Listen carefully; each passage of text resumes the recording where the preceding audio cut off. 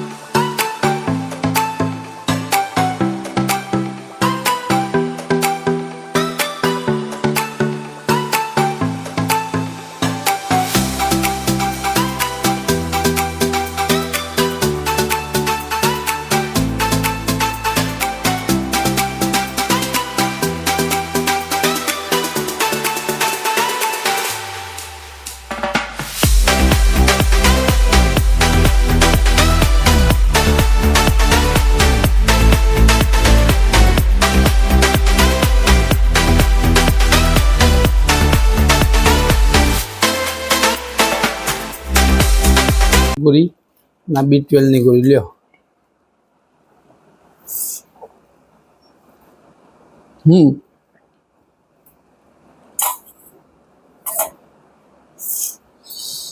બે મને એક લઈ લેવાની, દિવસમાં એક જ વખત લેવાની. આમાં આ B12 ની ગોળી છે ને એ લેવાની.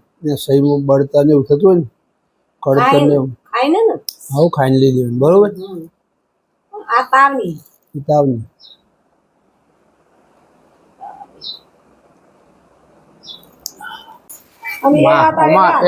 મજાક નહીં કરતો, ખબરો રવા દે નહીં. આ કાલે હું ઘેર જોલો ને લવારિયન સોળો નથી, લવારિયન સોળો ત્યાં બધી કેરીઓ પાલ્લા એટલે ખોરામ લીધું.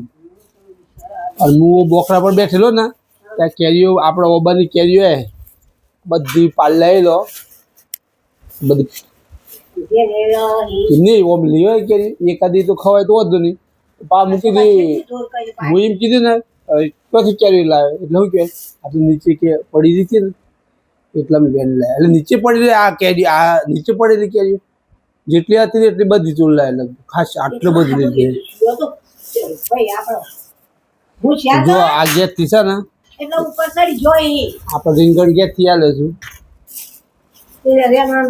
અને મરચો બોલી જાય ગેસ ગાડી. તને કેવા ખાલી ડુંગળી બે જ લાવી ડુંગળી આટલી જ હતી હું મારા રોટલીમાં ખાવા લાવી દઉં પણ ના ખાધી ઘેર લાવી. આપણે શાક ફટાફટ અત્યારે તો પપ્પા શાક બનાવવાના છે. એમની બનાવવું જ પડે લે જાય. એમાં શાળામાં તાર મમ્મી છે ને થાકેલો બાકેલો બપોરે આવે ને તો પંખો બંધ કરી જા પવન લાગે.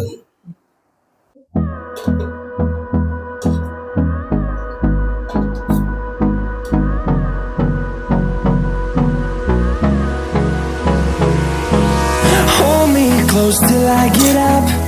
Time is barely on our side. થઈ જાય છે. હું એ ઓહો જો જય દેખ બચ્ચા માં લોટ છે ને પાણી વધારે ના પડ્યું ઓછું ના પડ્યું તું જોઈ લે ખાલી.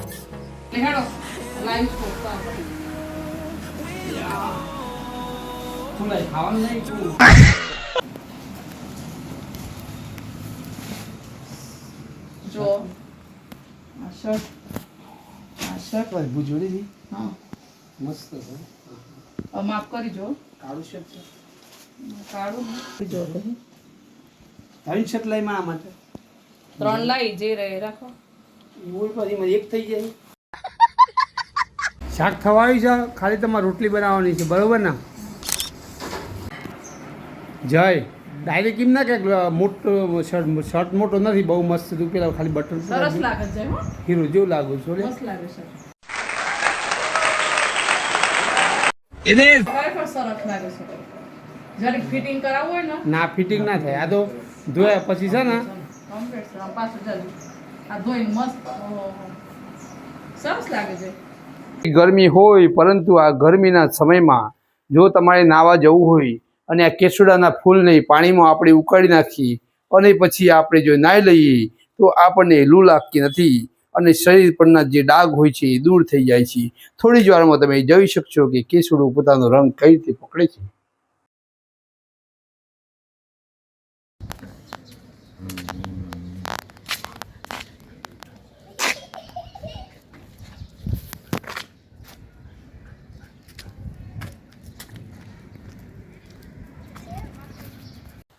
તો મિત્રો અત્યારે સાંજના લગભગ 6:45 વાગ્યા છે ને અત્યારે અમે આવી ગયા છીએ માધાપરના કારીમોરી તળાવ જોવા માટે.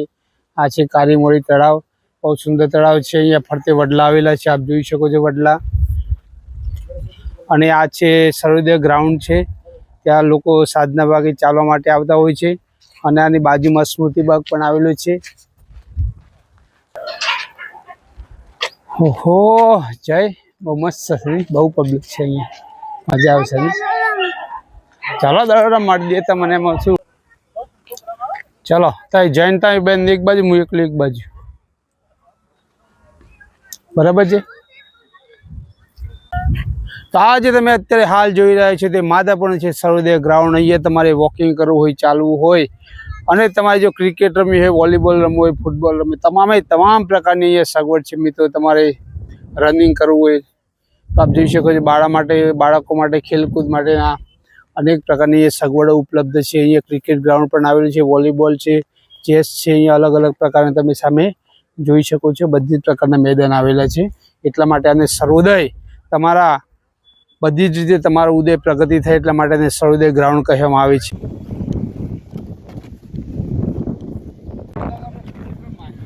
હા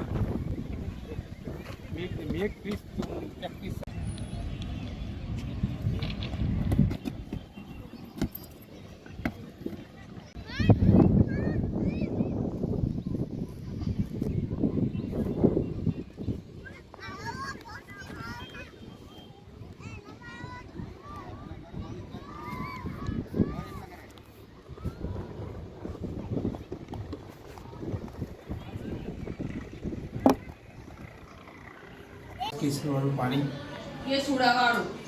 કેસુડાનું બની ગયું કેસરવાળું પાણી. ચલો મિત્રો આપણે હવે કેશભાઈ નાવા જઈએ, ફટાફટ નાહી લેવા.